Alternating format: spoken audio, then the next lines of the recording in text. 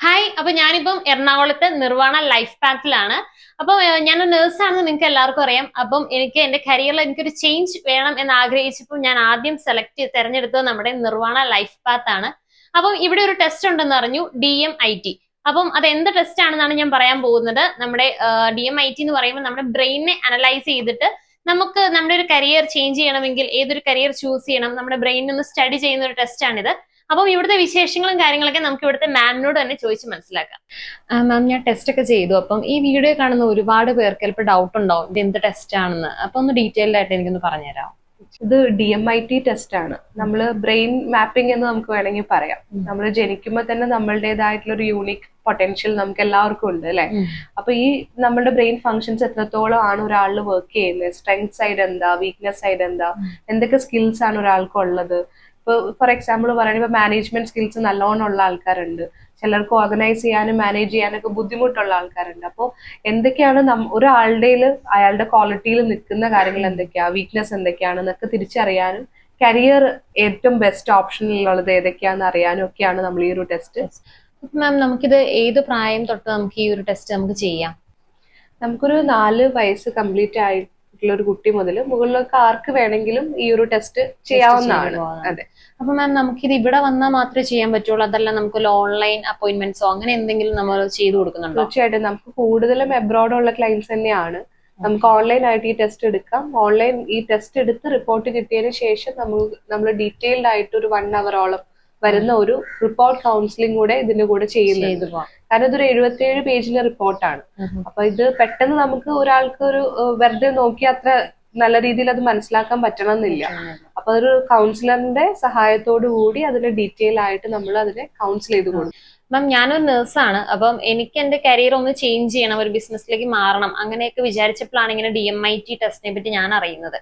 അതായത് നമ്മുടെ ഇവിടെ അത്ര ഫെമിലിയർ അല്ല, എന്നാൽ പുറത്ത് ഭയങ്കര ഫെമിലിയർ ആണെന്ന് മാം പറഞ്ഞു. എന്താ അതിന്റെ ഒരു റീസൺ? ഇത് ആക്ച്വലി പുറത്താണ് കണ്ടുപിടിച്ചിട്ടുള്ളത്.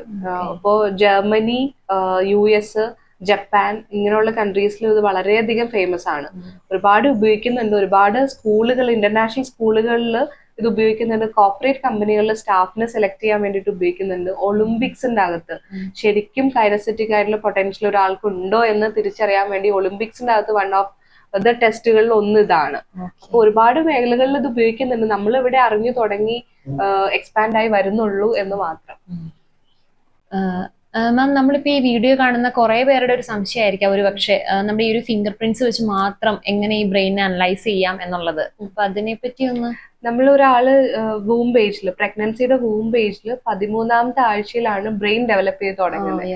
അറിയായിരിക്കും അല്ലേ. അപ്പൊ അതിനോട് പാരലി തന്നെയാണ് ഫിംഗർ പ്രിന്റ്സ് ഫോം ചെയ്ത് തുടങ്ങുന്നത്. അപ്പൊ ഫിംഗർ പ്രിന്റ്സ് കറക്റ്റ് ഫോംഡ് അല്ലാത്ത ഒരാളുടെ ബ്രെയിൻ ലോബ്സിലും പ്രശ്നങ്ങൾ ഉണ്ടായിരുന്നു.